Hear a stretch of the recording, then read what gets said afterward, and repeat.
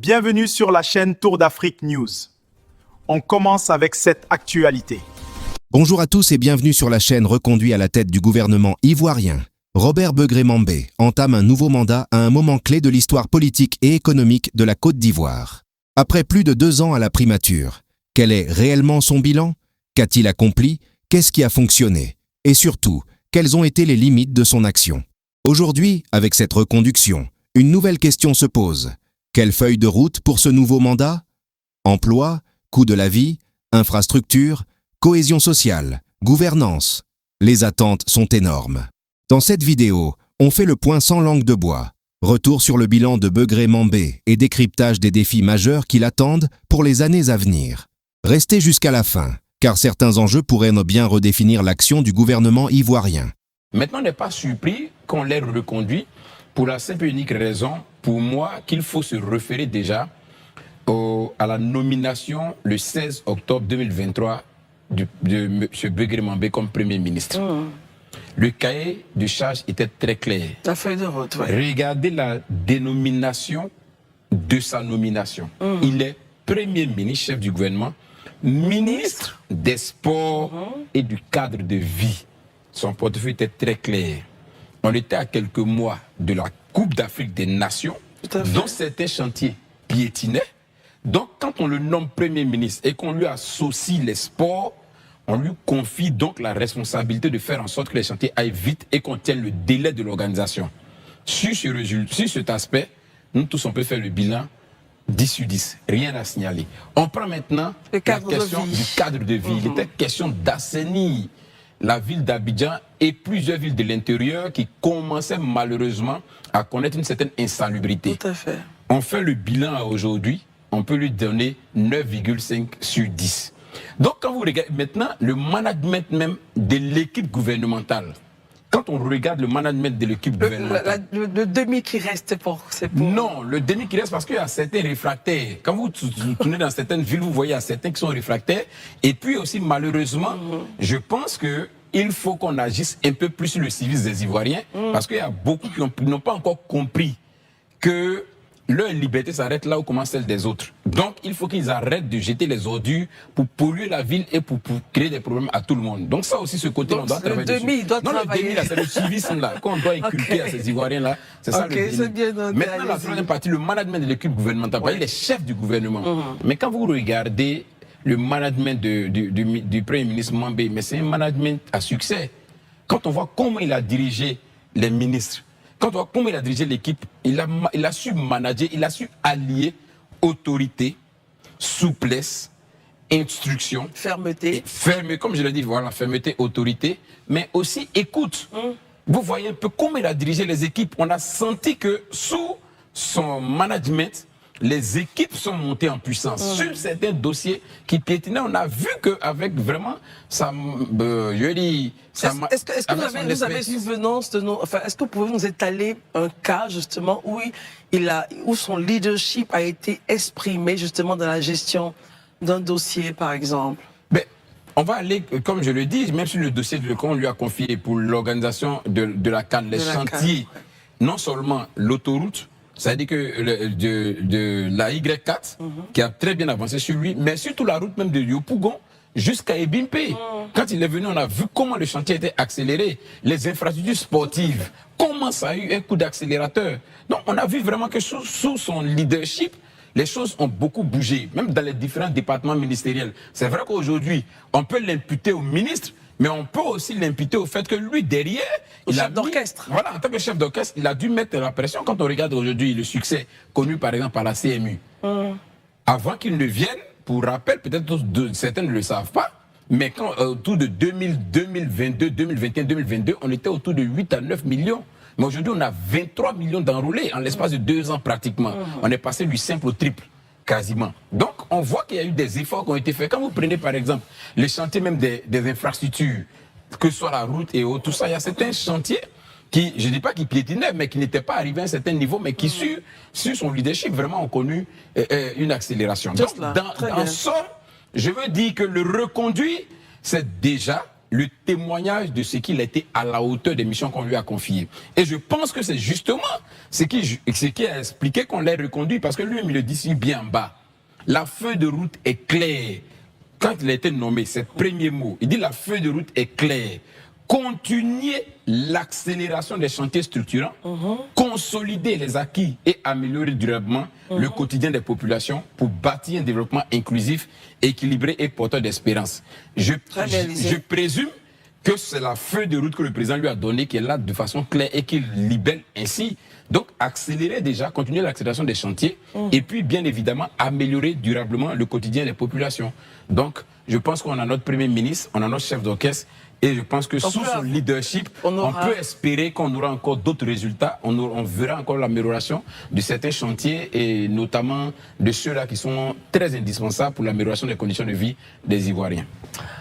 Daouda, votre regard justement sur la reconduction du Premier ministre Robert Begré-Mambé. Vous m'avez demandé de rêver. Je vous avais dit que j'étais. Et vous avez sorti 2 profils. Voilà, je vous ai dit que moi, personnellement, je ne souhaiterais pas rêver, mais je préfère regarder plutôt aux actions de l'homme d'État qui est Alassane Ouattara. À part, je disais, si à part Guillaume Soro et Aoussou Diallo qui n'avaient pas ce profil-là, parce qu'Aoussou Diallo a fait combien, 8 ou 9 mois de primature, mais tout le reste, tous ceux qui ont fait plus de 2 ans avec lui, avec ce type de profil-là. Et je ne suis pas surpris, pourquoi aussi, parce que quand je lis le discours du président, toutes ces sorties qu'il a eues après la campagne présidentielle, l'accent a été beaucoup mis sur tout ce qui est infrastructure, tout ce qui est construction, tout ce qui est économie et autres. Donc, forcément, je savais que c'était quelqu'un de son profil. Donc, si on estime, la manière, Élysée a été très éloquent en la matière. J'ai failli même dire qu'il était au bord d'être un turiféraire, mais non, ce n'est pas le cas. Voilà. Mais, après tout ce qui a été dit, sa feuille de route, la CAN qui était brillamment orchestrée et autres, finalement, je me dis, en tant qu'Alassane Ouattara, là, aujourd'hui, je me dis, si je suis Alassane Ouattara, à quoi ça sert d'aller prendre quelqu'un d'autre? Puisque lui-même, il le dit, on ne change pas une équipe qui gagne.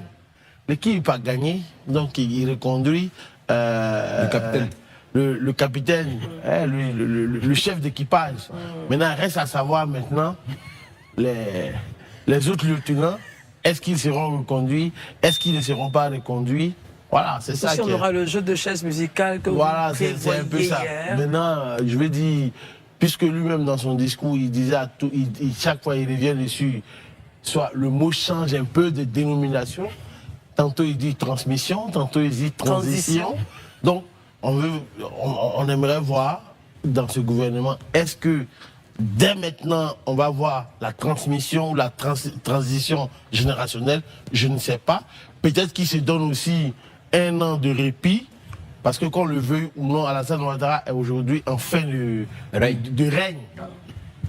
Donc, concrètement, il y a des problèmes à régler. Qu'on le veuille ou pas, il y a des problèmes à régler. Donc aujourd'hui, sûrement qu'il va prendre Begré-Mambé, rester avec lui un temps soit peu. Et après, sûrement, quand il aura fini de régler ses problèmes, maintenant, pour relancer, amorcer maintenant la transition ou la transmission générationnelle. Marius Komoré, est-ce que vous l'attendiez justement, cette transition ou transmission générationnelle? Déjà à cette position, vous vous dites, attention, le président a très bien fait de garder en place le Premier ministre Begré-Mambé, qui connaît les dossiers, mais comme Élysée l'a mentionné, qui a un leadership avéré, ni le mot trop haut, ni le mot trop bas, mais le mot juste pour conduire l'action du gouvernement. Pour monter, il faut descendre. Ah oui. C'est lui qui l'a dit. C'est vrai. Et il nous l'a tellement démontré. Parce que, et comme l'a dit Daouda, c'est pas évident, avec une personnalité aussi influente, tant au niveau national qu'au niveau international, que représente le président Ouattara, d'avoir à reconduire une personnalité du nom de M. Robert Begré-Mambé. Il a bel et bien démontré les raisons, avec le passage, j'allais dire, moins reluisant de Aoussou Jeannot qui n'a pas fait plus d'1 an. Mais comme il a si bien dit, après 2 ans, il était évident. D'ailleurs, sur le terrain de l'action, de plus en plus, le gouvernement, sous la bannière donc, de Begré Mambé, a eu l'opportunité de donner plus la parole à la société civile. Beaucoup associés à la sphère de décision. C'est d'ailleurs ce que nous avons toujours réclamé. Parce que ce qui amène les organisations de la société civile à aller dans la rue, à emprunter la voie de la rue, c'est le fait de n'avoir pas en face d'eux des interlocuteurs. Lorsque la société civile demande à parler avec le pouvoir, on n'a pas d'interlocuteur. Et ça, on l'a véritablement, et je l'ai plusieurs fois dit sur ce plateau, on l'a tellement vécu sur le président. Vous n'aviez pas ou vous n'en avez toujours pas? Nous n'avions pas, sous le régime du président Gbagbo, eu égard au contexte qui présidait ou alors qui dominait la gestion du pouvoir d'État par le président Gbagbo, qui composait son gouvernement avec son opposition. Farouche d'ailleurs. Mais là, nous sommes dans un autre contexte, avec un régime homogène, un gouvernement homogène. Donc, il est tout à fait de bonne loi, et c'est ce que ce gouvernement a compris, pour ne pas dire ce régime a compris, de discuter avec tout le monde. C'est pour ça, longtemps ici, j'en ai appelé donc à la table de discussion, y compris avec l'opposition. Peut-être hier, on n'avait pas été entendu. Mais aujourd'hui, nous sommes convaincus que nous serions entendus. Dans la mesure où le président Ouattara lui-même nous a habitués souvent à prendre des décisions qui déroulent tout le monde, mais des décisions qui sont du reste salutaires. Et je ne serais pas étonné qu'après maintenant avoir fait l'élection présidentielle, il puisse ouvrir la voie du dialogue avec son opposition. Parce que ce que nous recherchons en tant qu'organisation de la société civile, c'est que la politique du gouvernement permette une nette amélioration des conditions de vie des populations. Ce n'est pas aux associations de consommateurs qu'il revient de faire le bonheur des populations. C'est le gouvernement. Donc vous pensez que M. Begré Mambé, Premier ministre, donc, ces pans que vous développez ici seront donc actés, c'est cela? Mais discuter avec l'opposition, la société civile. Je crois que M. Begré Mambé ne s'est jamais caché. Il a toujours souhaité la voie du dialogue. Le président lui-même, dans toutes ses adresses au peuple de Côte d'Ivoire, a souhaité que le dialogue prime. N'oubliez pas que c'est un régime qui se réclame du président Houphouët-Boigny.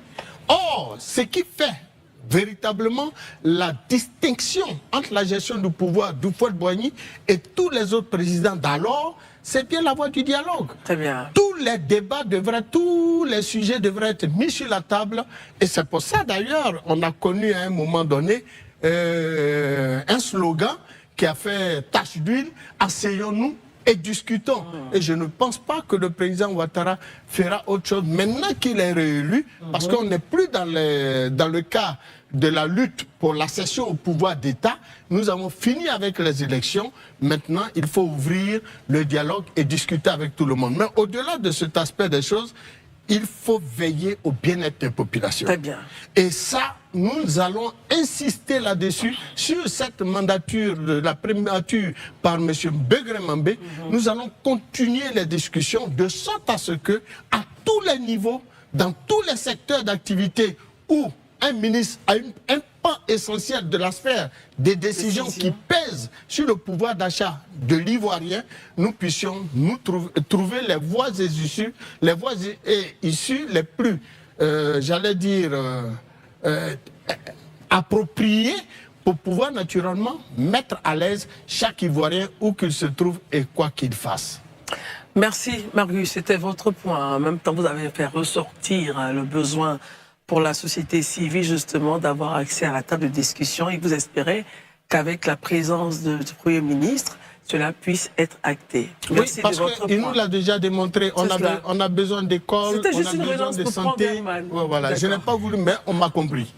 Très bien. Voilà. Herman, alors regardons un peu, vous l'aviez déjà mentionné quelque peu, hein, lors de la ligne ouverte, je demandais meilleure compréhension de votre point. Si vous pouvez le redire, oui, et puis on essaie de comprendre. Je pense que ce qui a milité, en sa faveur, qui milite véritablement pour Monsieur Robert Begré-Mambé, le Premier ministre reconduit, c'est surtout son tempérament, son profil d'homme sans problème, on pourrait le dire. Mais les problèmes qu'il ne cherche pas, c'est pas, je dirais pas, c'est pas par manque d'ambition, mais il a, c'est quelqu'un qui n'a pas d'ambition d'être président de façon apparente. C'est-à-dire que s'il le pense, comme le ministre Adjoumani l'avait dit, c'est qu'il le fait dans son lit. Et c'est ça, selon vous, qui a milité en sa faveur? Regardez tous les profils qui,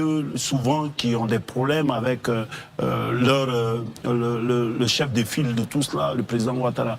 Ce sont des profils qui, à un moment donné, commencent à travailler leur communication, à faire de ces profils-là des gens qui pourraient candidater. D'abord, c'est ce point-là.